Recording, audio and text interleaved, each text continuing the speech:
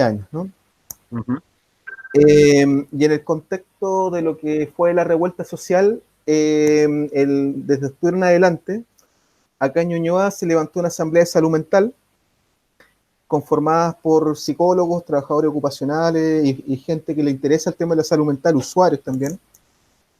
Y ahí empezamos a generar unas cátedras libres que se hacían en la Villa Frey, en el Parque Ramón Cruz, no sé si tú conoces Ñuñoa.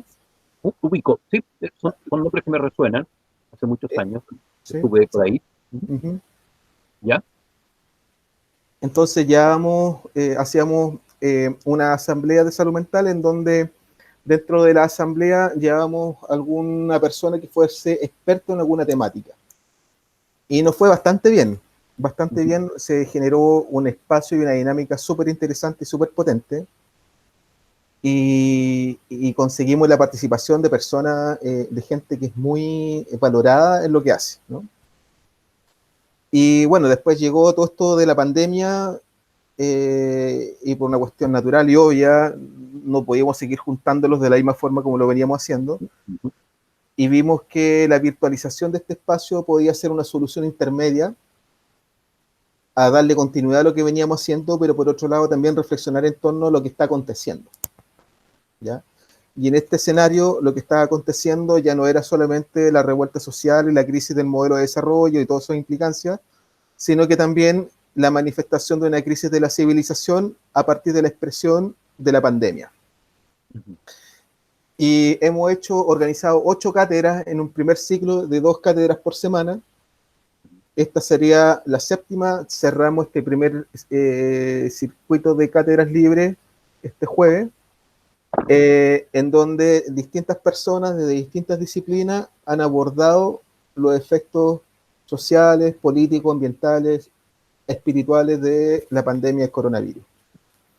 Así tuvimos economistas, biólogos, geógrafos, filósofos, también una filósofa feminista que estuvo la semana pasada, y personas que de distintos lugares nos han nutrido y nos han entregado, desde esa visión de la disciplina y desde donde miran ellos, entendiendo que las disciplinas son mucho más diversas y no son necesariamente muy específicas, una mirada a lo que está pasando.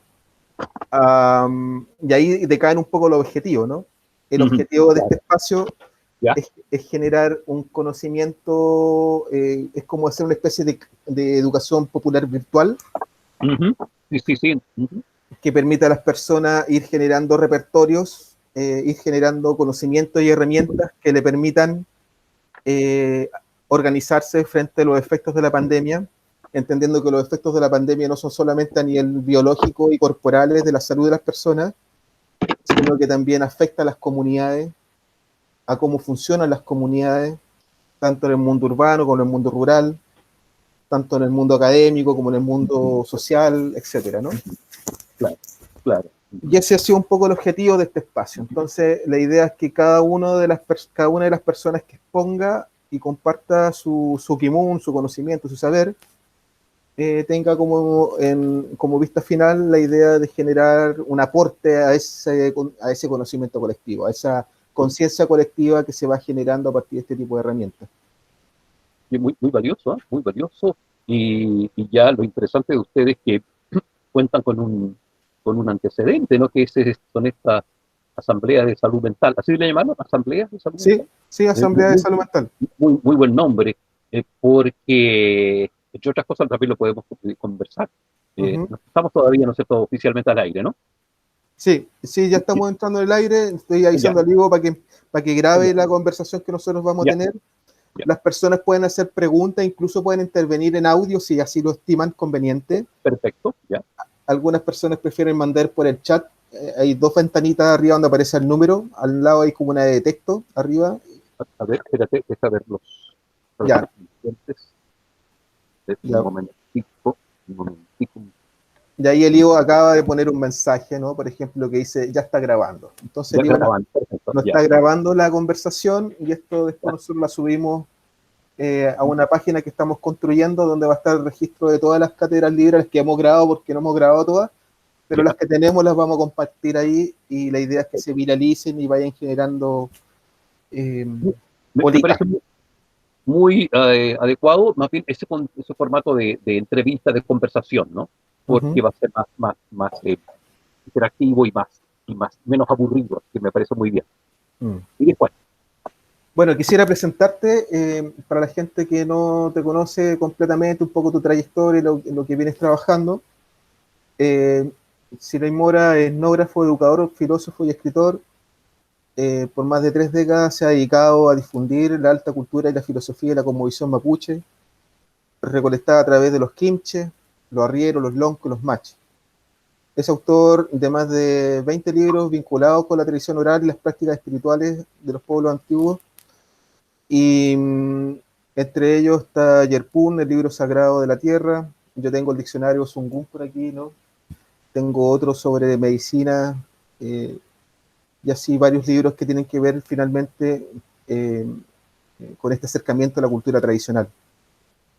Actualmente, Siley se dedica a la enseñanza de la autoescritura, un método autobiográfico para la transformación personal inspirado en las prácticas terapéuticas de la Machi. Entonces, haciendo esta pequeña presentación de tu trabajo, quisiera darte la bienvenida y agradecerte tu disposición a participar de este espacio, un espacio súper autogestionado, muy sencillo y humilde, que no tiene grandes pretensiones, más, de, más que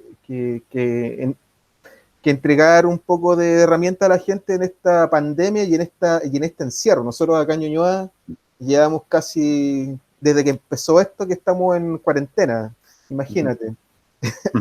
Por suerte yo vivo en una casa que tiene un pedacito de patio, ¿no? Pero imagínate la gente que vive en departamento, encerrada, sin poder bajar, los niños aburridos, etcétera. Entonces hemos generado esta instancia como una forma también de aportar, de acompañar, ¿no? De acompañarnos. Laudable iniciativa.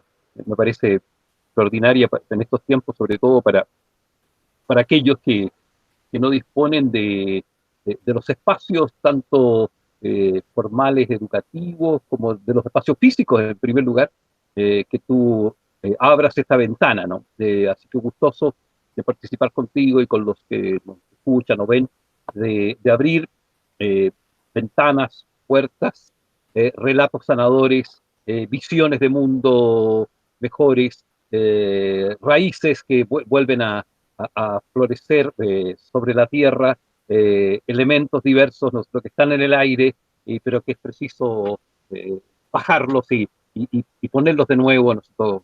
colectivamente, es lo que tú haces, socializarlos para aquellos que perdieron ¿no? la posibilidad de conocer estos mundos tan cercanos a nosotros, pero también tan invisibles. Siley, ¿cómo tú llegaste a esta misión tuya de entrar en las profundidades del Kimun Mapuche, del saber Mapuche? Mira, voy a contar un breve relato que sintetiza la respuesta.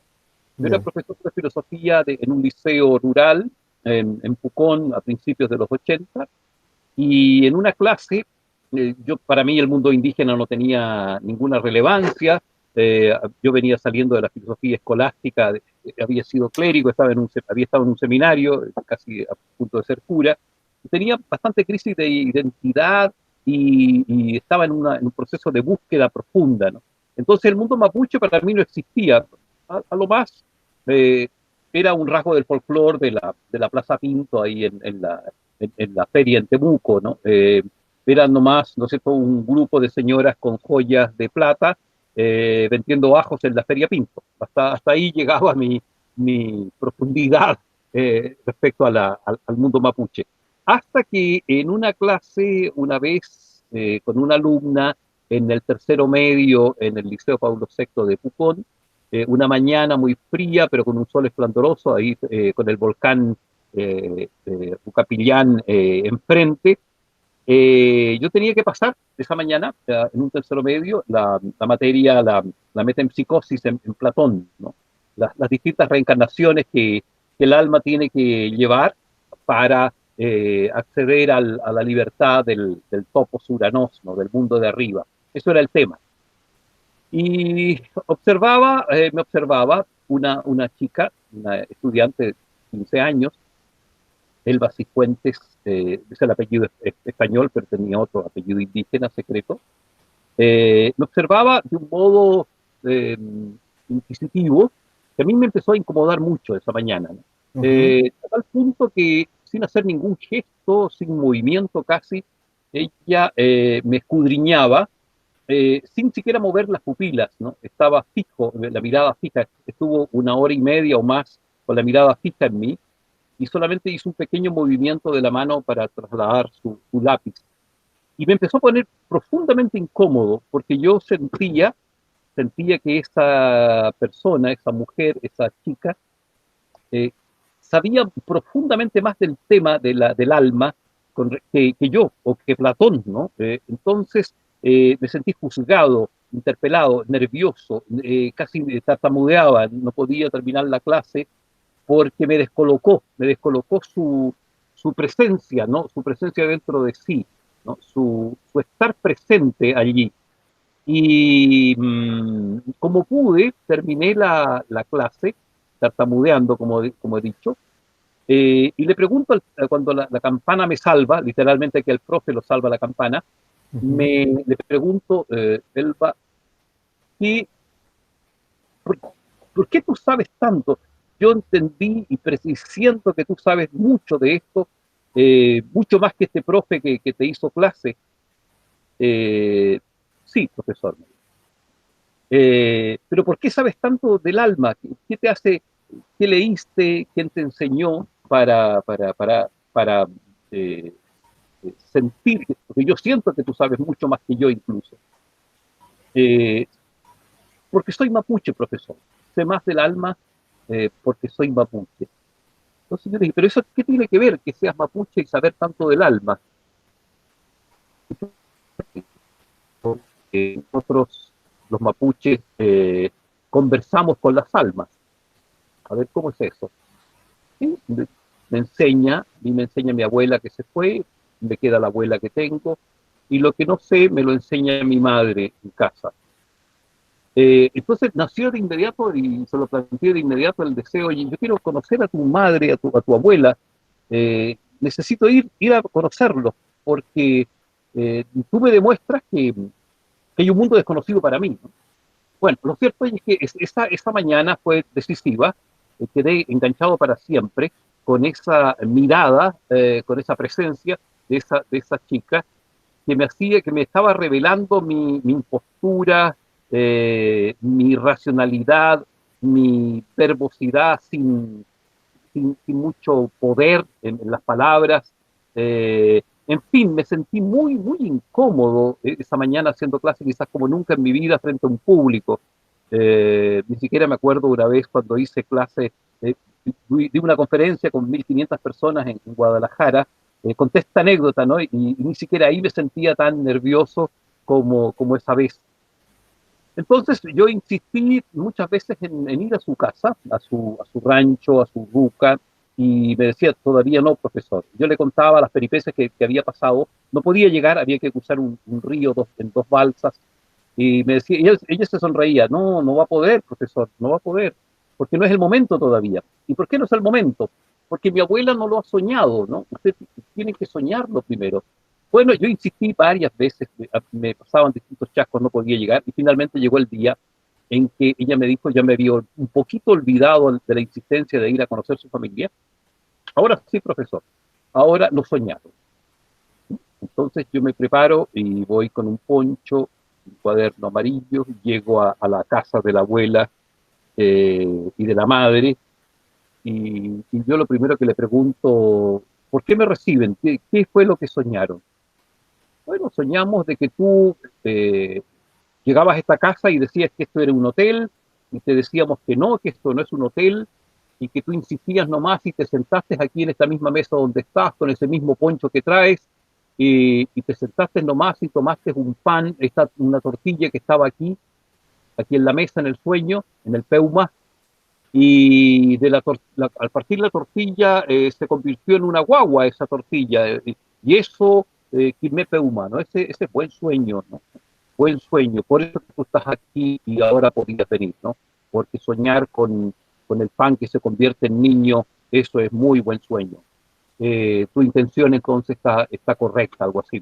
Bueno, y ahí comenzó. Por esa noche fue fundamental, ¿no? Junto con la clase anterior, porque yo estuve toda la noche, tuve 2 noches en vela con ellos, con la familia de esta chica, con la madre, con Seferina Guayquipil, que fue finalmente mi maestra, y porque ella era una vidente, ¿no? Era una ligua. Ligua es un oficio antiguo y de evidencia, y me mostró toda mi impostura, como decía, de ese momento, todas mis falsas salidas, mis autoengaños que yo sentía, eh, las razones por las cuales me había casado, por qué tenía 2 hijas, por qué me había retirado o entrado al sacerdocio, en fin, me hizo una radiografía espiritual muy desagradable, porque la verdad es incómoda, y bueno, eh, toda la noche estuve yendo al baño, saliendo de su rancho al cerro donde llovía de un modo impresionante, parecía el diluvio.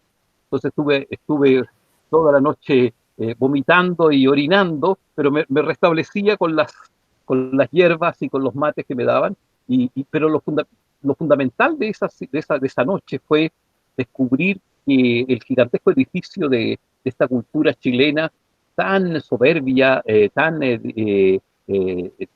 ególatra, escondía quizás y despreciaba el tesoro mejor, ¿no? El oro mayor de Chile estaba escondido en el patio trasero en el sur y nadie le daba, inflaba esférica eso, estábamos hablando del año 82, 83 del siglo pasado, en donde el mundo mapuche no existía, como decía. Entonces, yo estaba asombradísimo, impactado.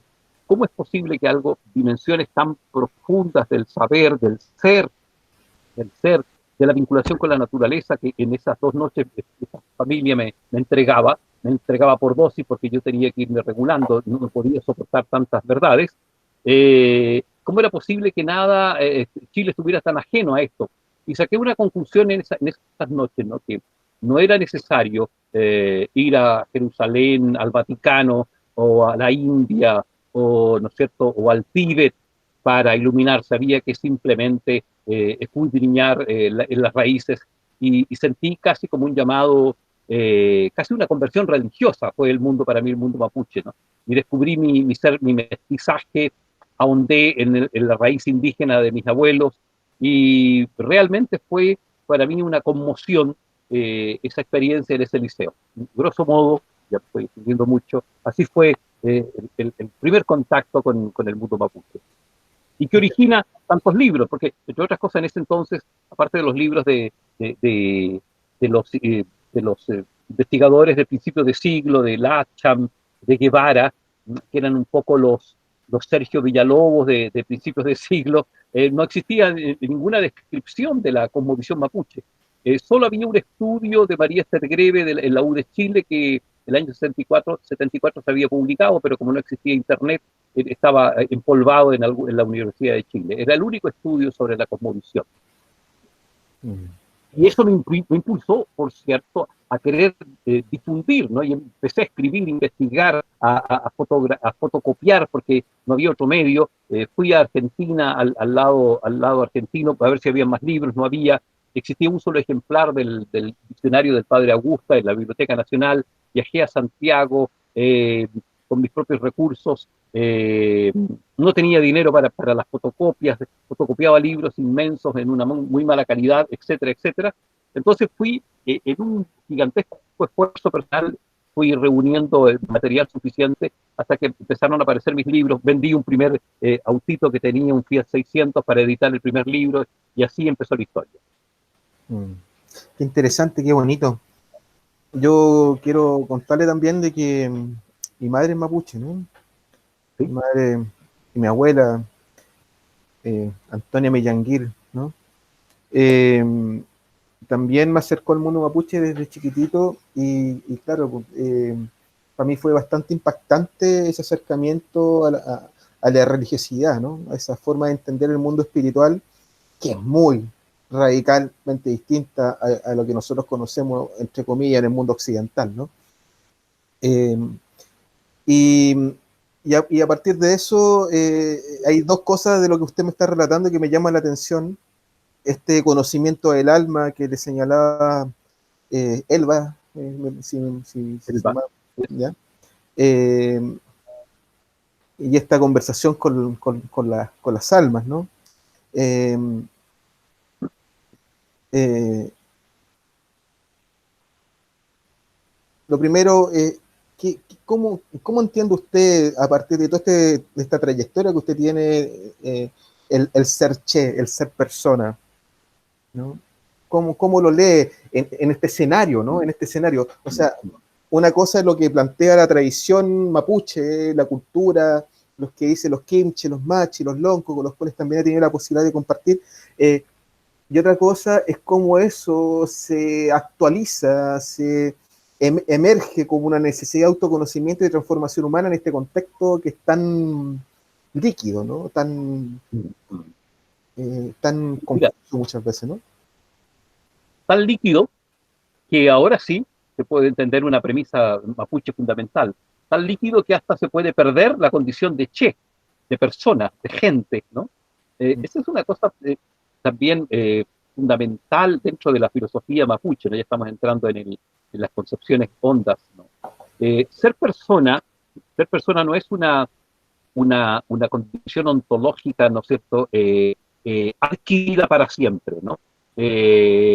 Se despierta a ser persona, ¿no? No se nace necesariamente persona, ¿no? Uno se despierta en un momento dado a la categoría de persona, se eleva a esa dimensión de persona. Uno la puede perder cada vez que le entra un huecufe, por ejemplo. Es Mm. decir, cada vez que entrega la soberanía del yo, no del hinche, pierde el hinche, se adormece el hinche, el yo, y deja de ser persona.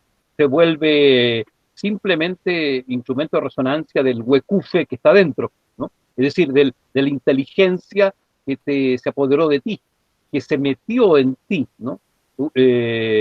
Huecufe, y esa es una palabra muy interesante, ¿no? Que es parte fundamental del concepto de salud y enfermedad mapuche, es el, lo exterior que se introduce o lo que no es del ser, lo que no es del hinche, que se instala como parásito y te empieza a succionar la energía. Que se instala, es un endoparásito, algo de afuera o algo que no es tú, que no es del ser tuyo, sino que es periférico, y toma el control, ¿no es cierto?, el timón del barco, ¿no? Aunque no exista la imagen del barco las comunidades mapuche, aunque sí fueron una comunidad que conoció la navegación. Bueno, es otro tema, en los Huampus. El ser persona, entonces, mira, es una categoría que se alcanza, pero que también se puede perder. Por ejemplo, mira, hay una palabra muy notable, estoy hablando en el campo chileno, ¿no? La palabra, el nombre, que a muchas personas antiguas, aquí en esta zona donde yo estoy, en Ñuble, en Coihueco adentro, muchas personas se les llamaba segundos, ¿no? En Chile hay muchos, Manuel II, Domingo II, Octavio II, y uno imagina que se trata de una tradición porque el padre se llamó Antonio y al hijo le pusieron Antonio II, ¿no? En fin, yo imaginaba eso, hasta que un día descubrí, y esto por un dato, no sé, que arroja nada menos que Manuel Malquilez, profesor del Liceo de Temuco en 1910 y después uno de los primeros diputados mapuche, el dato precioso que recoge también Rodolfo Lenz, el lingüista alemán, ¿no? Que segundo no procede de segundo del español segundo, sino de cheuntu, cheuntu, que es la capacidad de volver a ser persona, ¿no? Es decir, cheuntu es una categoría que uno adquiere cuando ha perdido la categoría de ser persona y vuelve a recuperarla, ¿no? Entonces es una especie de segundo nacimiento espiritual. Entonces es muy interesante, ¿no? Yo me puedo llamar Silei Segundo, Silei Cheuntu, etcétera, o tú Salvador Cheuntu, cuando tú has renacido y desde ti mismo has adquirido de nuevo conscientemente tu categoría, tu nivel de persona. puche, un volver a hacerse persona nuevamente. Eso es muy interesante dentro de la filosofía mapuche. Entonces, frente a tu pregunta del contexto de la pandemia, aquí primera idea nosotros que podemos señalar es que aquí se van a ver bien quiénes son personas. En los momentos de crisis, de extrema necesidad o de extrema tensión, si el che, o sea, la categoría del che, del quinche, del hombre que sabe, se impone, o a lo mejor se impone simplemente el demonio más bajo que está dentro de uno, ¿no? Que dicho sea de paso, nosotros todos los bichos ya están dentro de uno. El COVID es un bicho que ya existía dentro de nosotros y que simplemente ahora ciertas circunstancias lo activaron. Entonces se va a ver quiénes son quiénes, ¿no es cierto? En esta pandemia. Va a tener que activarse la chispa espiritual, ese pellu, ¿no? El pellu que es la condición, que es como la dimensión de la gran fuerza de la Putanewen puesta dentro de uno, ¿no? Que en un momento dado se instaló, pero que también uno, por los hábitos de la vida, puede dejar ahogar, ¿no? Repito, cuando el hinche, cuando el yo se duerme. El Che tiene distintas dimensiones. Yo lo conversé alguna vez con la Machi Pinda en la Universidad Austral. Y también lo conversé con otra Machi y tengo la impresión de que no hay un consenso respecto a lo que es el Che, ¿no? ¿Cómo lo entiendes tú? ¿Cuáles serían estas dimensiones para ser Che, ¿no? Para poder llamarse mapuche? Mira, eso es muy interesante. Dicho sea de paso, yo no me considero el depositario, sería absurdo, del conocimiento verdadero del mundo mapuche, ¿no? Eso sería absolutamente impropio. Solamente soy un interpretador de los antecedentes que he dispuesto, que tengo, que he escuchado. Soy alguien que registra y que pone y que suma, ¿no? Que une, que liga datos etnográficos, información diversa. Y dicho esto, puedo decir que la condición de persona en el mundo mapuche se alcanza con cuando uno demuestra ciertas requisitos básicos. La primera, el primer requisito básico, uno es che cuando maneja la fuerza, cuando es nehuenche, es decir, cuando dispone de sí una fuerza interna, una voluntad, un yafiduam, ¿no es cierto?, una voluntad firme, cuando tiene adentro de sí algo firme, una fuerza reunida. O sea, uno es che cuando tiene nehuen, cuando es nehuenche, cuando ejerce fuerza interna, porque ejercer fuerza externa es muy fácil. Los animales tienen fuerza externa, pero no tienen nehuen, no tienen energía interna.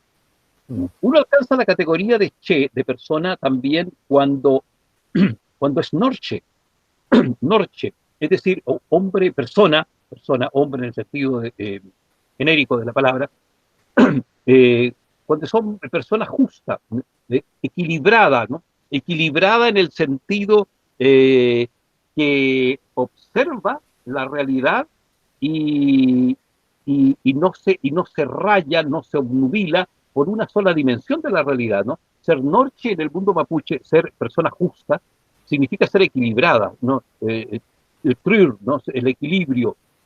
Entonces, el norche, de ahí viene un apellido, por ejemplo, Norín significa ser justo, ¿no? Hay un lonco de apellido Norín. Ser norche es otra categoría para alcanzar, o requisito para alcanzar a ser persona. La otra categoría es ya la que hemos aludido, la de quinche, ¿no? Saber, tiene, tiene categoría de gente aquel que no, como dice Hannah Arendt, ¿no es cierto? La nuda existencia. No es persona aquel que vive en la nuda existencia como el mundo animal, ¿no? Persona es aquel que sabe, que conoce, que comprende, ¿no? Y Kim es partícula es un prefijo, es una raíz más bien, muy importante. Kimun, de sabiduría, viene de Kim, ¿no es cierto? Kimche es entonces aquel que comprende, pero que no solo tiene conocimiento o datos en la cabeza, no es una computadora con patas, sino que comprende, que sabe enlazar, ¿no? Kim tiene esa dimensión de unir el dato y lo integra. Entonces, persona es aquel que sabe, persona es aquel que es justo, persona es aquel que tiene fuerza, persona es aquel, y falta una dimensión, el Kimeche, la persona buena, ¿no? Kime, bueno, pero bueno en el mundo mapuche no es la moralidad cristiana de portarse bien o de no tener deseos impuros, como dicen los antiguos curas, ¿no es cierto? Bueno no es la persona que solamente regala y da a los pobres, en sentido occidental cristiano, ¿no? Bueno en el mundo mapuche, Quimé, tiene que ver, fíjate, además está muy cercano a Kim, ¿no? El Quimé, la misma raíz. Tiene que ver con que respeta un orden, ¿no? El hombre bueno, la mujer buena, el ser humano bueno, el buen guerrero, el Quimé Koná, es aquel que respeta el orden, ¿no? Ese es el bueno, esa es la persona buena, que, que, que, que no violenta, que no transgrede, dado que esta es la palabra que da inicio, no sé, a tu invitación, que no transgrede el orden natural. Grosso modo, esto sería, desde mi interpretación, ¿no? ¿Cuándo se alcanza la categoría de lo humano? Y, repito, se puede perder. Y aquí hay un elemento interesante, ¿no es cierto?, que a mí me fascina destacar. En el mundo femenino, mira, el mundo femenino, el ser persona y mundo femenino es otra arista tremendamente valiosa e importante. Mira, el mundo femenino, una mujer, una persona mujer, una persona que es mujer, además de persona, ¿no? Tiene otra cualidad que el hombre no la tiene, ¿no? El ser mujer puede ser canal no solo de lo divino, no solo de la presencia de estas cuatro dimensiones de Norche, Lehuenche, Quinche, sino que también puede ser canal de otras dimensiones. Lo femenino es una dimensión donde el mundo natural, visible o invisible, se puede manifestar. Me explico, ¿no? En concreto, según los datos antiguos, una mujer puede quedar embarazada, obviamente ser canal y dar a luz a una persona o a alguien que se parezca a una persona. Puede, ¿no es cierto?, quedar, puede concebir una persona, pero también puede concebir otro ser, ¿no? Otro espíritu, ¿no? Otro espíritu, un espíritu divino de lo alto, como ha habido casos de un mito del famoso del Mare Upuantu, que es una especie de, podríamos llamar, avatar arcaico del mundo mapuche, ¿no? Una especie de civilizador, héroe civilizador, según la antropología, que vino al mundo en forma como de maestro. Hay toda una tradición de varios maestros que alumbran en la tierra de Chile, en el Chilimapu, entre esos el Mare Upuantu, que fue concebido muy parecido al modo como fue concebido Jesús y Buda, ¿no? El gran espíritu, el alma del sol, dice el mito que registra el padre Augusta en ese famoso diccionario, o en lecturas araucanas más bien. El gran espíritu, el espíritu del sol, seduce a una joven mujer, una joven doncella, pobre, ¿no?, modesta, y la lleva a un promontorio, a un cerrito alto, y ahí la hace dormir. Y le engendra, el alma del sol, un hijo, y este es el Mare Upuantu, que tiene la misión, cuando crece, de descorrer una gran piedra que tapaba la luz a los hombres. Por tanto, también, mira, lo femenino puede ser receptáculo y canal de una fuerza divina y ser motivo de la seducción de un dios, muy parecido al mundo griego. Pero también puede ser canal para que un espíritu inferior, un espíritu animal, se manifieste con apariencia humana, ¿no? Ujú. Han habido, ¿no es cierto?, relatos, recogí varios relatos en donde parejas, mujeres que han hecho el amor en lugares bajos, lugares húmedos, ¿no? En pichantos, por eso, o humedales, ¿no? Eh, eh, lo que se engendra allí, aunque tiene la forma de un niño, hay un espíritu animal el que se metió y al cabo de 9 meses no nace un che, no nace un gente, sino que nace un espíritu animal con apariencia de che, de gente. Entonces aquí hay otra complejidad, ¿no? Difícil, el tema de ser persona y además ser mujer, ¿no? Apasionante, difícil de responder, difícil de tener una palabra definitiva, pero como es todas las cosas de este mundo, ¿no? Apasionantes y misteriosas. Me interesó ese último punto, no lo había escuchado antes. Eh, Ese espíritu animal con apariencia de Che. Eh, Esa pareja que tiene sexo en ese lugar sagrado, ¿es una transgresión de ese espacio? Así es, mira, aquí estamos en el tema de las transgresiones. Mira, Ujú. porque siempre se habla, eh, todos los niños lo saben, ¿no? Los chantos, los humedales, los sitios bajos, las vegas, eh, son sagrados, son espacios de significación cultural, se habla hoy día, y se reclama, por supuesto, cuando han sido invadidos, qué sé yo, por las forestales o particulares, porque allí la vida debe respetarse el fluir natural de la vida. Eh, Existe la percepción, no la fe. El mundo mapuche no es el mundo de la fe, es el mundo de la percepción sutil, profunda. Existe la percepción que en los humedales eh, pululan no solo las aves, los animales visibles, ¿no? Sino que allí sería como un receptáculo de las almas de los animales muertos, ¿no? Y como el alma dura un tiempo, el alma no muere inmediatamente. Este es otro dato muy interesante, ¿no? El alma humana, incluyendo el alma humana, si no se perfecciona, si no se pule, si no se vuelve che, ¿no? Tiene la misma suerte del alma animal, ¿no? Se degrada, se diluye, pierde fuerza y se evapora, ¿no?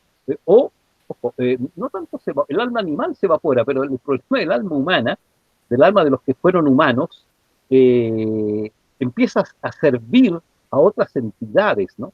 Si se evaporara, si se disolviera, ¿qué problema habría de comportarnos como animal y no ser gente, ¿no? Pero el problema es que el alma humana o el alma que estuvo dentro de alguien que parecía una persona, no se disuelve, no se evapora, eh, es castigada, ¿no? Por las transgresiones que pudo haber hecho en la vida. Pues bien, como hay muchos almas en proceso de disolución o de transformación en los pichantu, en los humedales, en las tierras bajas y húmedas, hacer el amor como el acto sexual es profundamente creador, todo es creador, ¿no es cierto? El acto mental es creador, el acto manual es creador, ¿no es cierto? El acto emocional es creador, uno genera energías y fuerzas, todo es creador en lo humano, con cuanta mayor razón y por antonomasia el acto sexual. Eh, el peligro de hacer el amor en lugares bajos, antes se prohibía, ¿no es cierto? Las madres prohibían a las niñas que tuvieran cópula, ¿no es cierto?, en lugares bajos, porque un alma animal podía colarse en el vientre femenino a través de que el hombre estuviera dormido, ¿no? Y ahí es muy interesante, ¿no? Quien decide la calidad de que la elevación o la degradación del fruto del vientre de una mujer no es diríamos, el estado de dormición o de embotamiento de la mujer, lo decide lo masculino.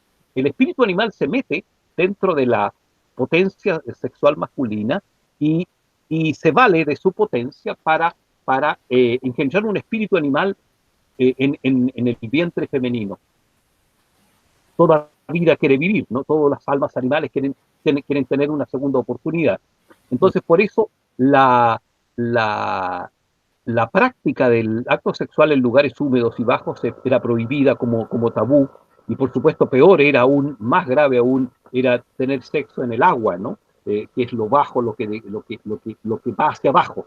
En cambio, la sexualidad en la altura, ¿no? Y cerca del mundo de los volcanes, ¿no? Obviamente aseguraba la conexión con que un espíritu de arriba pudiera meterse en la pareja y generar un producto, ¿no es cierto?, humano superior. ¿Mm? Mm, qué interesante, ¿no? Oiga, y a propósito de lo mismo, y entrando en este lenguaje de la transgresión, usted en un momento determinado compartió su visión respecto al huecufe, ¿no? Y se me ocurría este neologismo mestizo, ¿no? Del corona huecufe, ¿no? Buena, buena, muy buena, muy buena, muy buena. Y mira, lo voy a copiar. Muy buena. Esa es una palabra mestiza, el corona huecuste, claro. Muy bien, ya.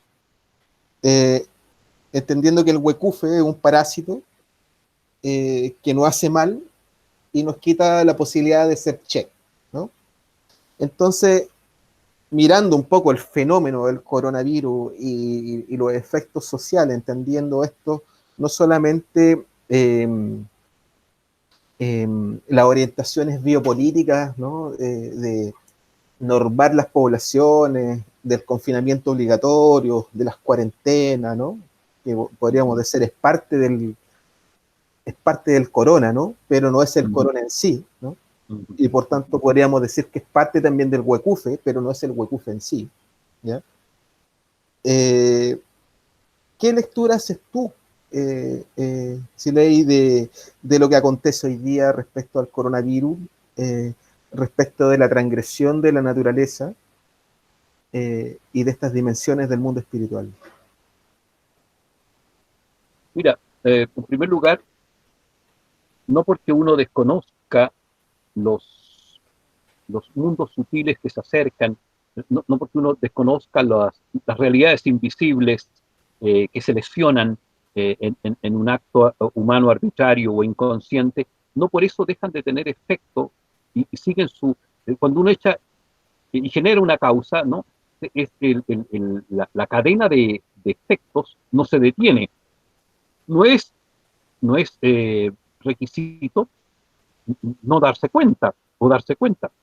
Es decir, no excusa, no exime el ser inconsciente, el cometer un acto inconsciente no exime de que la naturaleza reaccione conforme a ese acto que se echó a andar. Y dicho esto, en primera instancia, eh, mi lectura, mi primera lectura, mi primer acercamiento acerca de esta realidad de pandemia global es que vivimos efectos de una causa oculta, primero que nada, ¿no? Una causa oculta no tiene por qué ser esotéricamente oculta, no lo digo en ese plano, sino que desconocemos el origen y por lo tanto estamos nosotros pagando el precio de eso desconocido. Eh, Ese efecto, en primer lugar, no es una situación que nace y surge gratuitamente, como si saliera recién, a ver, de una supuesta intencionalidad divina, en el caso, ¿no es cierto?, de una inteligencia superior, ¿no? Aunque leí hace poquito un meme muy chistoso en donde el diablo le achacaba a Dios, mira, tú eres causante de esto, de esta pandemia, yo lo único soy responsable, soy causante de las orgías y de las bandas de música de rock. De eso soy yo causante, pero no me vengas a achacar a mí el tema de la pandemia. Mira, Mm. para el mundo mapuche, obviamente, una peste, una peste generalizada como esta, no es causa de una supuesta perversa intención o voluntad divina. No, porque lo divino no se ve afectado con esto, porque tienen otros recursos. El mundo de arriba, los Punyen Echen, ¿no es cierto?, el mundo de los dioses, por decirlo así, eh, eh, no les afecta, dado que este virus nosotros pertenece al mundo de la Mapu. Habrán otros huecufes, habrán otros virus divinos que sí podrían afectarle, ¿no es cierto? Y ahí estamos aquí cercanos al mundo de los dioses griegos que uno de sus huecufes era, ¿no es cierto?, la desmesura, ¿no?, la ibris, ¿no es cierto?, o la codicia o la envidia, ¿no? Son otros tipos de virus, ¿no es cierto?, que afectan a los Puginechén, que afectarían a los dioses. Aquí estoy conscientemente mezclando en una analogía el mundo divino de los dioses griegos con el mundo mapuche.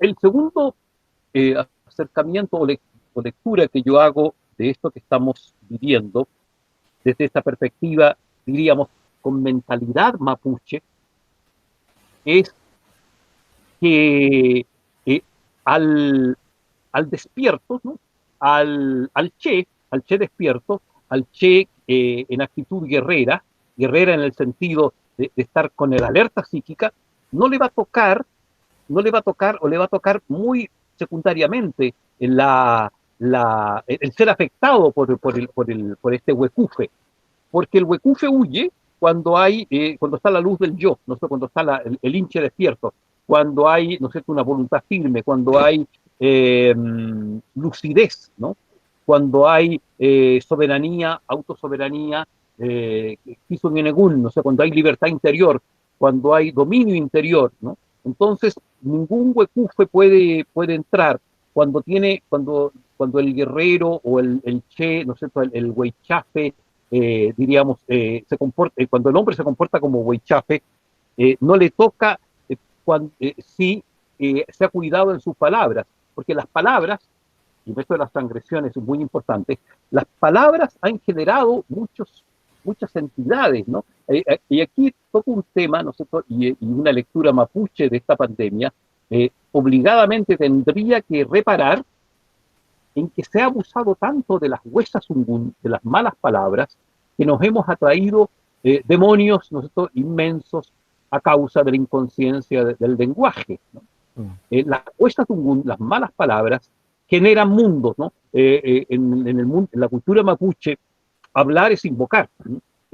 Hablar es hechizar, ¿no? Eso lo saben muy bien ciertos líderes que hechizaban a las masas, ¿no? Pero siempre estamos hechizando con las palabras, nos estamos auto-hechizando con las palabras, lo sabemos, ¿no? Entonces, el COVID-19 fue producto de una construcción lingüística también, ¿no? Primero comenzó a construirse con las malas palabras. Quizás, no sé si fue, como así al parecer todo está indicado, que fue construido mañosa y perversamente por ciertas personas o centros de laboratorio, fue encargado este virus. Esas palabras de encargo, ¿no?, fueron el origen del huecufe, ¿no?, el origen del virus. Entonces, la buena noticia que tendría el mundo mapuche en este contexto de pandemia sería doble.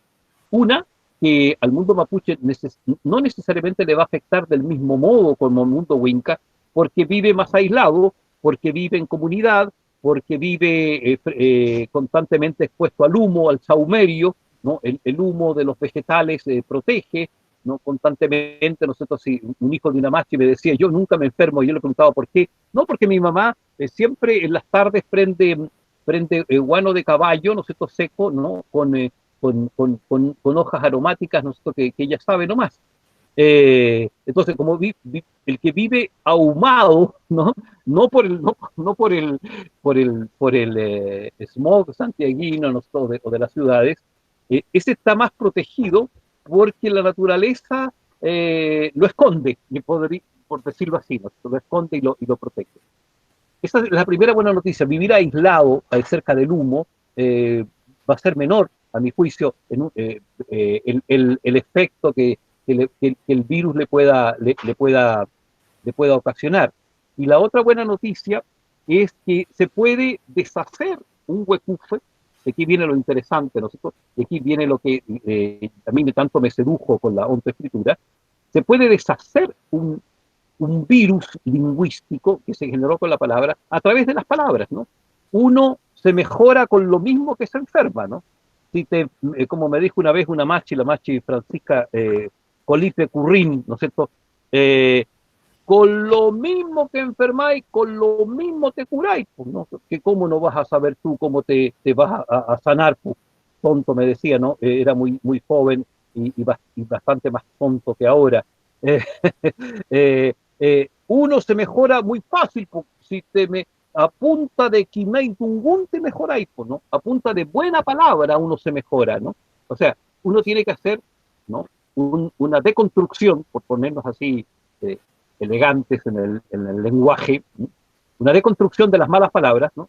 Revisarlas, ser conscientes, dónde uno generó, ¿no es cierto?, una sustancia viscosa de mala energía, ¿no? Con sus malas palabras, que después se traduce en un endoparásito, porque eso es finalmente un huecufe, y cómo yo, a punta de buenas palabras, a punta de palabras de poder, palabras de fuerza interna, yo destruyo, ¿no? Eso que me viene a amenazar, ¿no? Eso que está en el ambiente y que yo puedo, y aquí uso la palabra antigua, ¿no? Pero muy, muy, muy gráfica, puedo exorcizar el mal a punta de palabras. Exorcismo significa sacar afuera con palabras de poder, ¿no? Destruir con palabras de poder, ¿no? Expulsar los demonios con palabras de poder. Grosso modo, son unas primeras lecturas, obviamente que no son las únicas, es mi visión de la pandemia desde la mentalidad mapuche, lo que yo estoy entregando, no es obviamente la única, ¿no? Por supuesto que no. Qué bonito esto de la autoescritura que está introduciendo, me da la impresión, ¿no? Uh-huh, uh-huh. Debo comentarte de que yo como psicólogo clínico, en las 3 primeras sesiones, una de las tareas que les doy a las personas que quieren trabajar conmigo es que hagan una biografía escrita. ¿Sí? Y yo no... Yo sabía de tus talleres de autoescritura, pero no tenía idea de qué trataban, ¿no? Y esta conversación me permite como entender un poco la dimensión y que sin darnos cuenta estamos trabajando en una misma dimensión, entendiendo que justamente en la medida de que uno va sacando de esa oscuridad que es que vendría a ser el silencio de la memoria, ¿no? Esa memoria silenciada o autosilenciada por la vergüenza, por la culpa, por la rabia, por la pena, etcétera, ¿no? Constituyen justamente la raíz de ese mal que a las personas les aqueja, ¿no? Y claro, es por la palabra que se cura, ¿no? La curación por la Mira, palabra. quizás conviene que yo cuente, mira, que les cuente Uh-huh. de dónde surge la autoescritura. Surge justamente de una experiencia con una machi. Alguna vez lo he escrito, me parece que lo he escrito para mí nomás, no lo he publicado. Eh, con esta machi que estoy aludiendo, ¿no? Y que tiene que ver con esto de las huesas dungun, las malas palabras, y las buenas palabras, las quimé dungun. Eh, eh, esta machi, Francisca, ¿no? Panchita, Felipe Currín, en el año 84, un día que yo la fui a ver, me dijo, no quiero que vengas más a mi casa, no voy a resumir la experiencia, porque yo me voy a cambiar de ropa. Entonces ella me estaba aludiendo, haciendo una metáfora de que ella se iba a morir, no iba a dejar el cuerpo. El espíritu, el Pelyu, no sé, el que nos hace Che, iba a cambiar de ropa, o sea, cambiar de cuerpo, ¿no? Iba a transmigrar en el fondo, ¿no? Pasar a otro cuerpo. Que dicho sea de paso, ¿no? Uno alcanza el Che, la cúspide del Che, porque el mundo mapuche, ¿no es cierto?, es una escalera que asciende. Uno es Che verdadero cuando alcanza la cúspide del Pillán. O sea, el Pillán sería un estado, un estadio del espíritu del Pelyu, donde el alma ha sido incorporada, transformada, transmutada, y ya no encarnas más en un cuerpo físico, sino que en un cuerpo celeste, en un astro, en una pal, en una Wanglen, en una estrella, ¿no? Entonces, ella me decía, ya me quiero cambiar de ropa y voy a cambiar, mi espíritu se va a ir de este cuerpo. Y yo a esa vez le pregunto, esa tarde, inolvidable para mí, ¿no es cierto?, porque marcó tanto, le pregunto, Panchita, cómo uno se enferma, ¿no? Entonces, y ella en forma muy, muy así, estudiadamente airada, enojada, me dice, pero ¿qué? ¿Cómo uno se enferma? Pues, me dijo, tan fácil, no has aprendido nada conmigo, tanto tiempo conmigo aquí, tonto, ¿no es cierto?, cerrado, mollera, uno se enferma y no me quiso dar la respuesta y al final me dijo, mira, por lo que estamos hablando, por huesa tungun, por mala palabra, ¿no es cierto?, queda mal colocada, y aquí viene, ¿no es cierto?, el tema de nuevo que estamos hablando, ¿no? Mal colocada queda aquí piuque corazón, mala palabra queda mal colocada aquí cabeza en millo, ¿no? Mal colocada queda hombro aquí, ¿no? Y fíjate los lugares donde me señalaba, ¿no? Las palabras mal colocadas, cabeza, corazón, piuque, hombro, ¿no? Mal colocada aquí en la zona del vientre, del bajo vientre, ¿no? Mala palabra, mal colocada pierna, etcétera. Por eso uno enferma por mala palabra, porque de a poquito empieza la mala palabra, ¿no sé, a volverse un bicho, ¿no? Un bicho, ¿no? Interesante. Bueno, ya me lo aclara, no entiendo mucho, pero sí lo suficiente, y yo me atrevo a preguntarle a la Machi, Panchita, del año 84, una tarde de junio, víspera del Huechipantu, ¿no? Era el 23, por ahí de junio. Panchita, ¿y cómo uno se mejora? Dado que no le iba a ver más porque le estaba correteando, si tú te vas, no vengas más a mi casa tú. ¿Y cómo uno se mejora? Dice, de nuevo se enoja, no se vuelve y dice, pero tonto, ¿cómo si es tan fácil? Y ahí me dijo aquello, con lo mismo que enfermáis, pues, tonto, si uno enferma con mala palabra, uno mejora con Kimei-Sungun, con buena palabra, pues, ¿no? Y aquí viene, ¿no es cierto?, la frase clave que a mí me hizo después pensar, no inmediatamente lo entendí, pero generé después la ontoescritura, ¿no? Tenéis que tomar toda la mala palabra que habéis escuchado en tu vida, y la tenéis que ver ahí y decírtela ahí mismo, convertirla en Kimei Sungun, volverla Kimei Sungun, volverla buena palabra, ¿no? Entonces me estaba diciendo, ¿no es cierto?, que había que, en otras palabras, después yo lo elaboré, que uno se enferma por la mala comprensión, ¿no?, de los mensajes que uno recibe, ¿no? Por la mala edición o la no edición de los mensajes, ¿no? Uno deja mal colocar la palabra, es decir, los mensajes no elaborados, ¿no es cierto?, quedan con fragmentos perversos, ¿no? Por ejemplo, decir, si alguna vez te dio muchos varillazos tu mamá, ¿no es cierto?, mi mamá no me quiso, no me quiere, ¿no? O mi padre, ¿no es cierto?, nunca me vio, puede ser efectivo, ¿no? Pero es curioso que uno quiere esa mala palabra presente ahí, pero lo curioso, de acuerdo, puede que nunca mi padre me haya visto, porque soy qué sé yo, el quinto hijo de 8 hermanos. Pero ¿por qué yo quedé solo, quedé pegado, fijo, mi padre no me vio, en vez de darle más importancia o ponerle en un contexto de tantas otras palabras que yo recibí en la infancia, de tanta gente que sí me vio, de tantos compañeros que sí me vieron? Entonces uno empieza a darse cuenta que la mala palabra uno la elige, la agranda, la adorna, la refuerza y se va con ella formando un mal relato. Entonces uno se mejora cuando desmonta el mal relato y resignifica, ¿no?, la mala palabra, ¿no? Entonces, lo que la Machi me estaba diciendo, para mejorar, tú tienes que convertir la mala palabra en buena palabra y dejarla bien colocada, es decir, realizar un buen relato de ti mismo, ¿no? Una buena versión de tu vida, evitar los recuerdos, por ejemplo, y ahí hay que hacer un trabajo de purificación de la memoria, ¿no? De purificación de la memoria y darse a sí mismo, ¿no?, un relato tal, digno de tu ser, de tu pello, de tu ser persona, no digno, ¿no es cierto?, de la imagen que tú te creaste o digno del estereotipo de persona que la cultura que habitas te lleva, sino que digno de tu ser inmortal, de tu dignidad interna más profunda, ¿no? Habitar un lenguaje, ¿no? Habitar un lenguaje para que después ese lenguaje positivo te habite en ti, ¿no? Entonces, en resumen, ¿no?, la autoescritura es este proceso de escribir para despertar el ser, escribir para ser digno de nuestro ser, nace de una experiencia con esa Machi, ¿no? En palabras de mapuche, yo después con el tiempo las traduje a lo que he comentado. Qué bonita experiencia esa con la Machi. Eh, Me acordé de Jack Mavit, con quien tuve la posibilidad de trabajar un par de años en la selva, ¿no?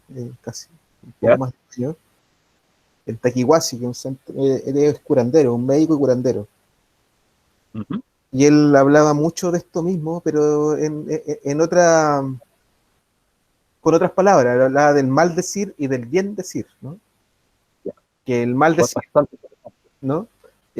Mal decir, con una palabra compuesta, que tenía Ujú. efectos de realidad, y que el bien decir, decir las cosas bien, tenía esa capacidad de construir y de levantar realidades, ¿no? De levantar al espíritu, ¿no? De levantar la fuerza, ¿no? La fuerza constituyente en la propia Claro, naturaleza. de allí viene el bendecir, ¿no? El acto religioso de bendecir. Exacto. Sí, te escucho. Eh, Quería volver a propósito de lo mismo que me estás diciendo, esto de purgar, anoté purgar al espíritu ahí, a propósito de experiencia con la Machi, ¿no? Eh, eh, Purgar la memoria. eh, eh, ¿Qué significa para ti el mestizaje? ¿No? Eh, en en este mundo contemporáneo, en donde las banderas mapuche, por ejemplo, enarbolaron durante meses la Plaza de la Dignidad y resignificaron también,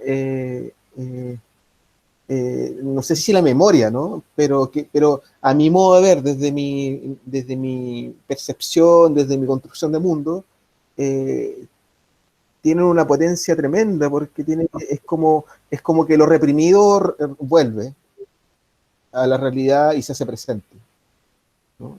La memoria mapuche, finalmente, ¿no? Mira, sin duda que el estallido social para mí fue un fenómeno que puede leerse como el fenómeno de la eclosión o la manifestación, la epifanía del mestizaje, ¿no?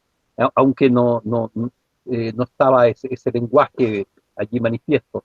Pero la presencia de tantas banderas mapuches, sean que las hayan enarbolado los mapuches urbanos de Santiago o de Concepción o de Temuco, o que sean enarboladas por chilenos, ¿no es cierto?, que se manifestaban, ¿no es cierto?, profundamente hastiados de un orden tal, el fenómeno ese a mí me parece sumamente paradigmático para lo que viene, ¿no? Para lo que viene. Porque en el fondo, a mi juicio, esta espontánea asociación entre la rebeldía y la rebeldía mapuche antigua, ¿no? Incluso la violencia, la violencia mapuche tradicional que siempre se manifestó quemando, eh, y la violencia que se manifestó en la Plaza Dignidad quemando también el metro, apareció ahí el inconsciente arcaico chileno, que es en el fondo mapuche, mestizo mapuche. ¿No? A ver, ¿qué quiero decir? Con esto no estoy señalando, ¿no sé, no estoy justificando, como tantas veces se dijo en esos tiempos, ¿no? La violencia per se, la violencia en sí. Estoy viendo de que son conductas profundamente pertenecientes en el fondo a un pueblo, a un solo pueblo, sea este el pueblo mapuche o sea el pueblo mestizo. Es un solo pueblo. A mi parecer, las banderas en la Plaza Dignidad, las banderas mapuche, chilenas y mapuche como una sola, como únicas, revelan la identidad, ¿no?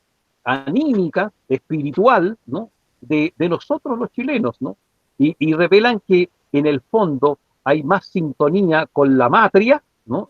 Que con la patria, ¿no? Que con la patria española. No apareció, es muy interesante que ahí no aparecieron banderas españolas, no aparecieron banderas de la Comunidad Económica Europea, no aparecieron banderas de las Naciones Unidas ahí en la Plaza de Dignidad, ¿no? Solo dos banderas, y la de las Chile y la de Colo Colo, que es más o menos lo mismo, ¿no? Un poco equivalentes. Eh, está mostrando, que hay aquí un solo pueblo, un solo inconsciente colectivo, eh, que a pesar de tanta represión, ¿no? Cultural, educativa, ¿no? De 200 años, donde las élites santiaguinas, las aristocracia castellano-vasca santiaguina, quiso reprimir y decir y hacernos creer que Chile es un país europeo, pasando por alto el dato tan obvio que Chile, antes que un país europeo, es un país andino, ¿no? Algo tan obvio de la naturaleza, y por eso que se reprimió al mapocho y se le encajonó y se le achicó el cauce, etcétera, etcétera, y un montón de otras derivaciones que tiene esta arbitraria definición de Chile que hizo la aristocracia castellano-vasca, gobernante, eh, forzó las leyes, famoso, todo esto comenzó. Chile dejó de ser mestizo y de ser con raíz indígena reconocida.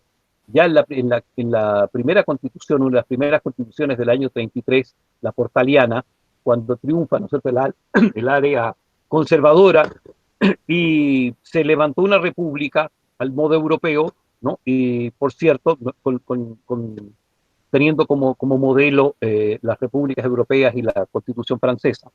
Pues bien, la élite fue la causante de que se invisibilizara el mundo mapuche y el mundo mestizo. En ese sentido, yo veo tan razonable, tan lógica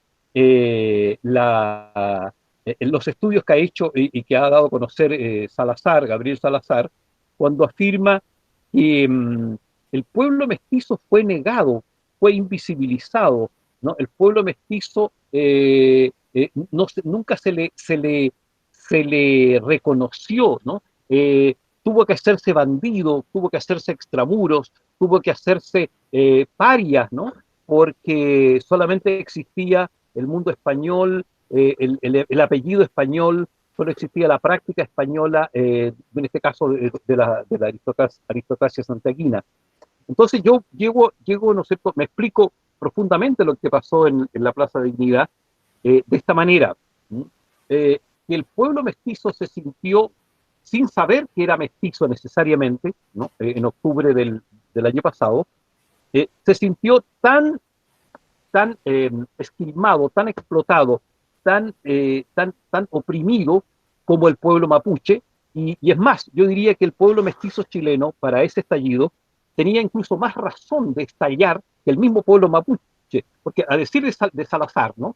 Nunca el pueblo mestizo chileno tuvo ni siquiera propiedad, ¿no? Al menos en la pacificación de la Araucanía al mundo mapuche se le dio una reducción pequeña, muy pequeña, pero por lo menos era propietario de una tierra que hoy día, por supuesto, se hace cada vez más pequeña, pero nunca a la gran población chilena mestiza se le reconoció tierra, ¿no? Fue simplemente mano de obra barata, fue simplemente nanas en las casas santiaguinas, fueron obreros después, etcétera, etcétera. O sea, el pueblo mestizo fue más oprimido históricamente que incluso el pueblo mapuche, ¿no?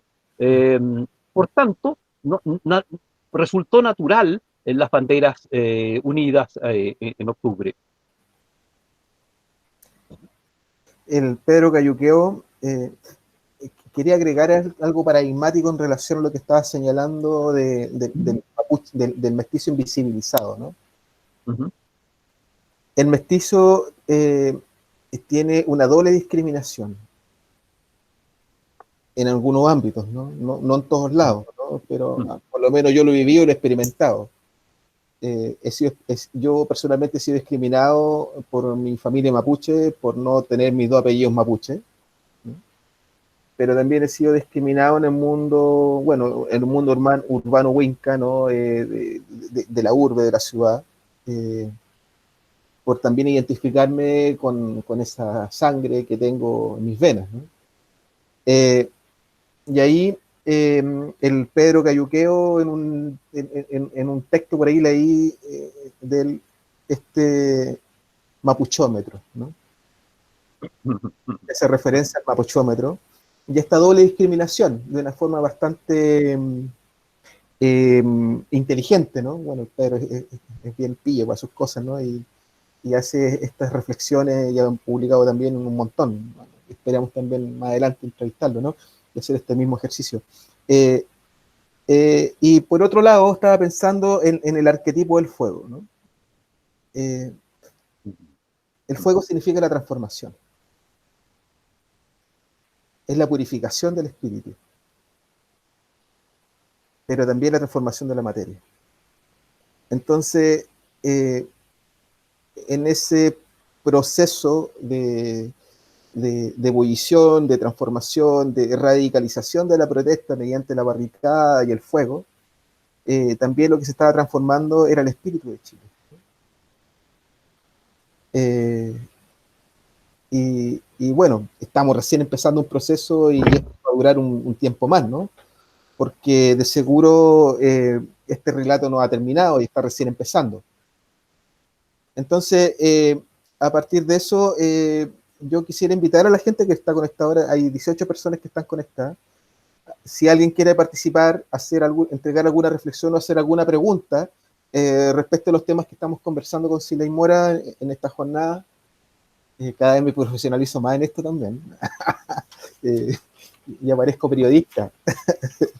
Donde estamos hablando sobre la transformación caótica de Chile en el presente a partir de la pandemia del coronavirus y esta relación con la transgresión de la naturaleza, que es un tema que está ahí como pendiente de tu parte, ¿cuál es tu visión respecto a eso? Otra cosa quería comentar, estuve con alguien que yo sé que tú quieres mucho, con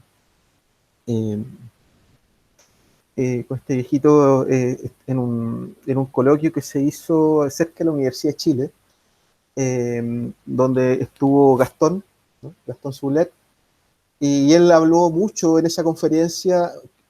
Durante el estallido social, estaban recién empezando el estallido, ya como 2 semanas, menos de un mes, y habló de esta crisis de civilización y esta crisis de épocas, ¿no?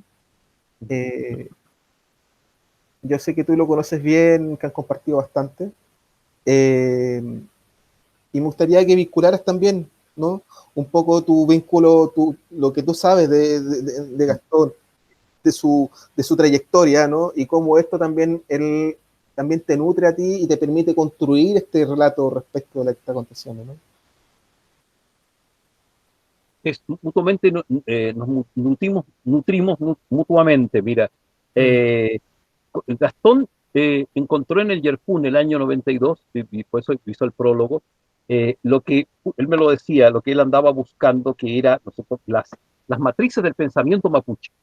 Y él lo vincula con las matrices del pensamiento chino antiguo, con las matrices del pensamiento confuciano, con las matrices del pensamiento de Lao Tse.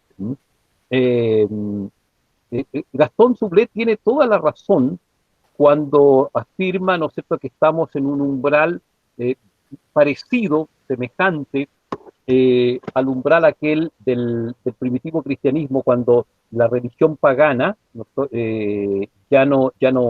no satisfacía profundamente al mundo antiguo, y la nueva religión, el mensaje del Cristo, ¿no? Todavía nos imponía, era, ¿no sé, era subrepticio, era marginal, era revolucionario, ¿no sé, todo sospechoso, y se va dando, va apareciendo como en comunidades pequeñas, en comunidades, en este caso serían virtuales como esta, va empezando a emerger en un proceso como de diáspora, ¿no? De diáspora, hasta que finalmente lo marginal invade el centro y con los siglos se vuelve hasta después religión oficial del imperio. Eh, el tema de crisis de civilización, obviamente a mi juicio comparto profundamente esta visión con Gastón, y desde mi lectura, yo agregaría que en este caso se da, no sé, se empieza a dar un regreso, un regreso a las fuentes anteriores al cristianismo, a causa de que la institucionalidad cristiana, en este caso las iglesias, ¿no? Como toda institucionalidad, mal administraron un mensaje, ¿no? Algo que debería haber sido dinamita, ¿no? se volvió cemento, ¿no? Como el mismo Jesús lo decía, ¿no? Yo he venido a traer fuego a la tierra, y aquí la imagen del fuego, ¿no? Y lo único que quiero es que se encienda, ¿no? El mensaje de Cristo fue encajonado en cánones, en reglamentos, en estructura, en el clericalismo. Entonces se fue desguazando el espíritu de Cristo, ¿no? La novedad del mensaje de Cristo. Entonces hoy día con la crisis de las iglesias, eh, emerge de nuevo, ¿no? Está abierto de nuevo, y aquí en ese sentido me hace recordar algunos pensadores de la Edad Media, como Joaquín de Fiore, un franciscano, que decía que va a venir la época de la tercera gran época del mundo desde el punto de vista de las religiones, ¿no? La primera gran época fue la época del Padre, ¿no? Del Padre divino, del Padre. La segunda época fue la del Hijo, ¿no? Que sería estos 2000 años en donde la Iglesia supuestamente lo apaña, lo encausa, se hace cabeza y portavoz de la voz del Hijo. Y la tercera época del mundo sería la del Espíritu Santo. Yo veo que estamos en ese borde en donde, como la misma Biblia lo señala, ¿no? Que el Espíritu sopla por donde quiere, ¿no? Entonces emergen tradiciones antiguas, vuelven a aparecer cosmovisiones originarias, vuelven a aparecer profecías diversas, aparece rivalizando el Apocalipsis con el Ragnarok, ¿no es cierto?, con el crepúsculo de los dioses de los antiguos germanos, con el Götterdämmerung, ¿no? Aparecen visiones apocalípticas, milenaristas, visiones no ortodoxas, ¿no es cierto?, desde la perspectiva cristiana, diversas, y emerge entonces una espiritualidad neopagana, por darle un nombre, ¿no es cierto?, todavía en los lenguajes anteriores, ¿no? Y en donde lo central, ¿no?, a mi juicio, es las sabidurías que en tiempos de crisis, ¿no?, emergen como alternativa de salvación humana, ¿no? Sabidurías diversas, porque es tal, y aquí viene mi visión, ¿no?, es tal lo que está en juego, que es nada menos que el desaparecimiento de lo humano, de la categoría che, ¿no? Eso es lo que está en juego. Por tanto, también tendrán que aparecer eh, tablas salvadoras, ¿no? Viejas filosofías, arcaicos credos, entre comillas, ¿no? Cosmovisiones no escuchadas, y pisoteadas, que hoy día tienen su nueva oportunidad, ¿no? Ese comentario puedo hacer a propósito de lo que me... También quiero agregar, oye, que yo me siento igual que tú, muy mestizo, y he tenido muchos problemas por esta razón. Hace poco he sido funado violentamente por sectores mapuches porque me asignan una esfera, ¿no?, de poder que no tengo, ¿no? Una esfera de poder económico, que yo me he enriquecido profundamente con la cultura mapuche, que me he vuelto un socio de Falabella y de la Forestal Arauco, estupideces como esa. Y por el otro lado, en el mundo académico también soy condenado a la compilación del silencio, ¿no es cierto? Si ley mora no existe para los investigadores académicos, porque no cumpliría con ciertos requisitos epistemológicos de cómo se genera el conocimiento, etcétera, etcétera, etcétera. Entonces, muy semejante a tu postura, doblemente invisibilizado, pero doblemente apreciado por los que quieren conocer más allá de las formas. Y por supuesto también tengo me han demostrado profundo aprecio mapuches antiguos y huincas no tan antiguos, jóvenes, que han hecho de la espiritualidad o de la cosmovisión mapuche una forma de vida o una guía para vivir. Muy semejante a tu caso, Salvador. Sí. Siley, me acordé del Patricio Guerrero, que es un antropólogo ecuatoriano y que lo conocí en Valdivia.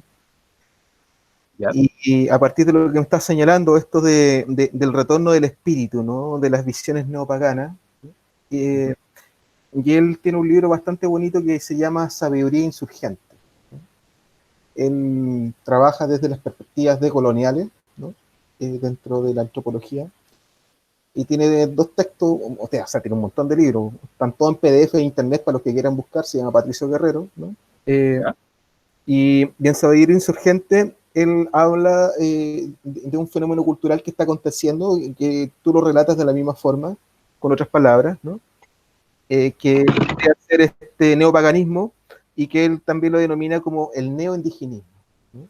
O los nuevos indios, ¿no? Y estos nuevos indios Interesante. que emergen como una cultura urbana, eh, eh, que emergen a partir del vacío espiritual que deja el declive del catolicismo y de la iglesia de los 2000 años, ¿no? Eh, eh, y que surge también a partir del alero del declive del capitalismo, porque estamos en un declive del capitalismo, estamos en un esfuerzo de transformación del capitalismo, pero que yo personalmente lo veo difícil, ¿no? De que pueda fructificar, ¿no? Entonces, el Pato Guerrero, a partir de esto que tú estás señalando y esta invitación, ¿no? Genera también una lectura que es bastante interesante, porque en la América Latina, en la América Morena, durante 100 años, ¿no? El mestizaje y por último, los últimos 30 años, más, con mucha más fuerza y crudeza, ¿no? Fue domesticado por las leyes del mercado y por la industria de la publicidad, ¿no? Y por la educación, ¿no? La Por educación, los sistemas por la educación de educativos. mercado, ¿no? La educación de mercado, si estamos presos de una educación de mercado en donde el imaginario que se constituye y que se construye a partir de eso, el imaginario norteamericano, ¿no? El imaginario del sueño americano, ¿no? De que todos podemos ser exitosos Educación, y educación para la vida del trabajo, eso lo dice todo, ¿no? uh-huh. Entonces, el Patricio Guerrero en este corazón crea un concepto que es el corazoñar, ¿no? Un neologismo también, ¿no? Ujú. Soñar con el corazón. Ya. Eh, y hace una invitación a esta antropología insurgente, de los saberes insurgentes, porque lo que estaría aconteciendo es que en este vacío, la única tierra que nos queda es la tierra de nuestros ancestros. Y en esa tierra de los ancestros estaría nuestra memoria y nuestra posibilidad de reinventarnos desde el presente hacia el futuro, ¿no? Ahora, ahí tenemos un desafío, ¿no? Tenemos un desafío de terminar con esta doble estigmatización, ¿no? Eh, eh, de el ser mestizo, ¿no? Y de reconstruir también la memoria original, sin transgredirla, ¿no? Sin la transgresión, yo la entiendo también como parte del aprendizaje, ¿no? Difícil no transgredir algo que no conocen, ¿no? Por tanto, a veces a porrazo nomás se aprende, ¿ya? Eh, y ahí un poco también es cómo podemos aportar a la construcción de ese futuro, ¿no? Entendiendo de que el conflicto está más vivo que nunca, que el conflicto no está solamente afuera, sino que también está dentro de nosotros, ¿no? En esas palabras, ¿no? Que están en el cuerpo y en la memoria, en la corona, ¿no? En la mochulla, ¿no? La coronilla, En la en, coronilla, en, en, en, sí, sí, eh, en el... ya sé, en palabra que está buscando. Uh-huh. Claro. Entonces, eso, ¿no?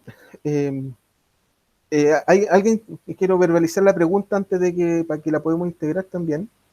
Eh, la Soledad Pérez pregunta, me gustaría preguntar a Siley qué opinan los mapuches de los eclipses que siguen apareciendo y la alineación planetaria.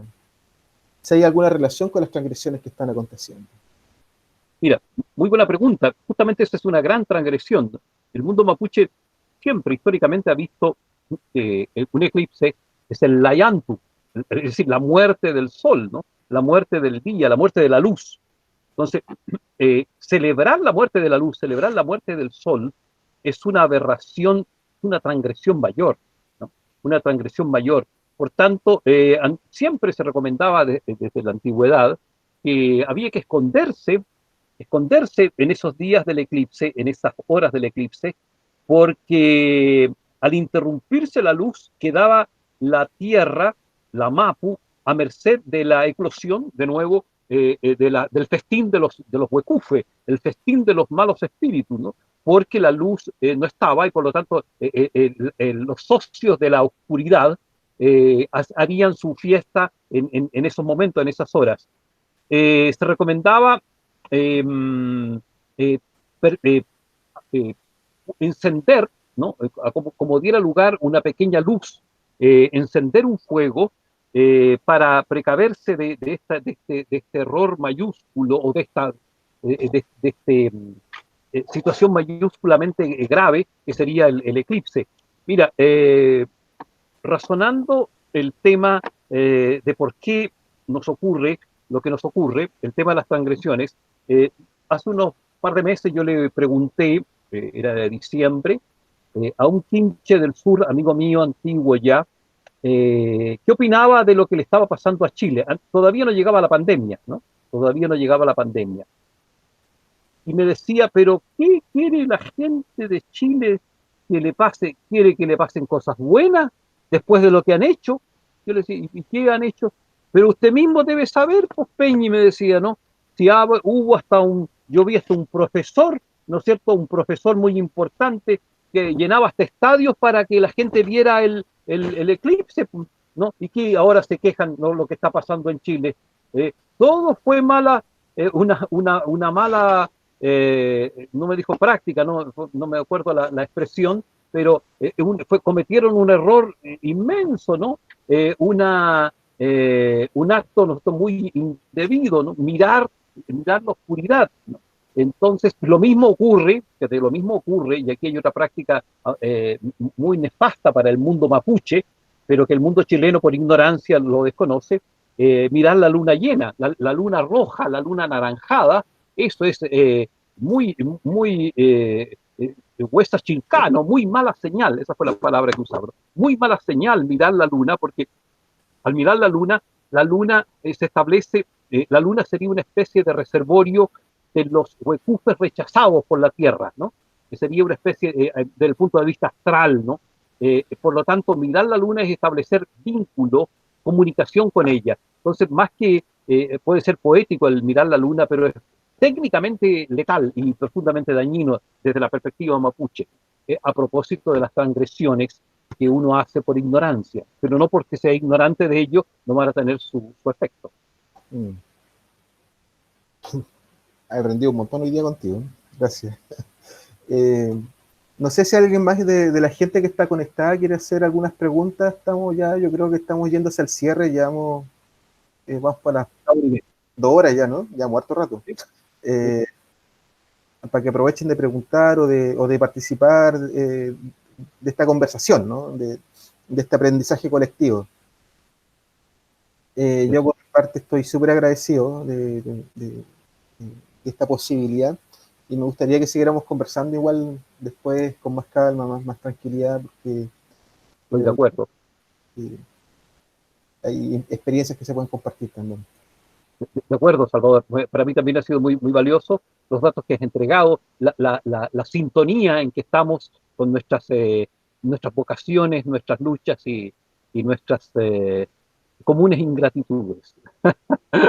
Así que fue grato para mí conocerte, Salvador, y por supuesto de estar en contacto con, aunque no les vea, algunos les veo, con los compañeros que nos acompañan esta noche. Bueno, parece que la gente está, cuando hay silencio, porque la gente está llenita, ¿no? Es como cuando uno come mucha comida y lo único que quiere es echarse a dormir, ¿no? Es un punto así. Muy bien. Ya, mira, que ahí está, la Leo Sepúlveda pregunta si tienen algún correo, ¿no? Y también agradeciendo tu... ¿Puedes anotarlo tú mismo ahí para que quede registrado en el mismo chat? ¿Dónde está el chat? Aquí al lado. ¿Sí? ¿Dónde se lo descubrí. Anota mi correo, ¿ya? Siley Mora, sileymora.p@gmail.com. Ahí está, sileymora.p@gmail.com. Ya. Y ahí le pones Enter. Ahí está. Perfecto. Entonces, para la gente que quiere establecer contacto con Siley, ahí está su correo. Si quiere informarse más sobre sus talleres, sobre su literatura, los libros que él ha escrito, se los recomiendo. Son bastante claritos, ¿no? Y, y no es fácil, insisto. ¿No? Yo he encontrado harto literatura. En Perú estuve viviendo hartos años, ¿Ya? casi 5, y tengo algunos amigos antropólogos y ellos me han entregado material sobre filosofía andina, ¿no? Ya, ya. Del mundo quechua, del Tahuantinsuyo, ¿no? Hay harta información, ¿no? Pero del mundo Ujú. mapuche hay poca. Este último tiempo ha venido como apareciendo un poco más de este conocimiento, que los peñas también son bien como reacios a compartir, ¿no? Hay mucho celo ahí, ¿no? Eh, Así es, así es, todavía hay así mucha, es. todavía hay mucha desconfianza y con toda razón, ¿no? Sí. Sin duda, ¿no? Y por eso yo entiendo, Mm. ahora bien, no justifico la virulencia con los ataques hacia mí, ¿no? Porque como soy figura más visible en el tema de la filosofía mapuche, soy el chivo expiatorio también, pero yo les recuerdo, ¿no? Que soy el aliado, los que se equivocan de enemigo, ¿no? Sí, Ese es un tema importante. Pero bueno, son gajes del oficio, ¿no? Costos que uno tiene que pagar. sí. Yo también lo entiendo así, ¿no? Yo entiendo que de repente la gente muchas veces se equivoca, ¿no? Y malinterpreta muchas cosas que también son parte del oficio, ¿no? Yo varias veces una machi me decía, yo conversaba con ella y le decía, oiga machi, pero usted atiende Wincas también, pues. Bueno, ¿y por qué no los voy a atender si están enfermos? Mi rol es sanar a la gente, ¿no? Entonces hay falsas contradicciones, ¿no? Sí, sí. Hay falsas contradicciones. Yo creo que tu labor permite acercar al mundo mestizo y al mundo Winca a la cosmovisión mapuche. Y ese acercamiento permite entender esta otra realidad, ¿no? Esta otra construcción de mundo que es tan rica como la occidental, ¿no? Y yo creo que ese acercamiento, esos puentes son necesarios, son súper necesarios y son urgentes de seguir construyendo. Te voy a mandar un mensaje después por interno para preguntarte algunas cosas de esos filósofos peruanos, que Sí, me parece muy, muy rico, alguna bibliografía. sí, y Tengo- tengo un montón de material que te puedo facilitar en PDF Ya, también. Y para la gente excelente, que también me escriben por Facebook y yo no hay problema en compartir porque además está autorizado para eso, está para eso, ¿no? Son perfecto, perfecto. ¿ya? Ya pues, Ya, pues, por favor, nos veremos en la próxima y a todos, buenas noches. buenas noches, Chao. muchas gracias a todos por su participación, ¿ya? Muy Eh, bien. está grabado esto, así que lo vamos a subir después y te mando el Ya, link de Slay, ¿ya? excelente, excelente, Salvador. Que te Ya vaya pues, muy bien. Y ojo con el nombre tuyo, ¿ah? Te tocó una especie de karma con la palabra Salvador. Ojo. Eh, una persona con la cual trabajé, acompañé en su proceso, se cortó, se le cortó a Slay. Bueno, gente, muchas gracias por su participación. Y bueno, esto va a quedar grabado, así que después se lo vamos a compartir y difundir. ¿Ya? Buenas noches.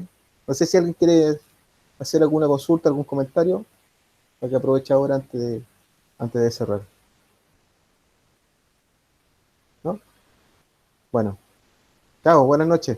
Nos vemos la próxima semana. La próxima semana vamos a estar con el Felipe Tombolini y con el Agustín Sepúlveda y vamos a hablar sobre las propuestas de la ecología social para el mundo que se viene. ¿Ya?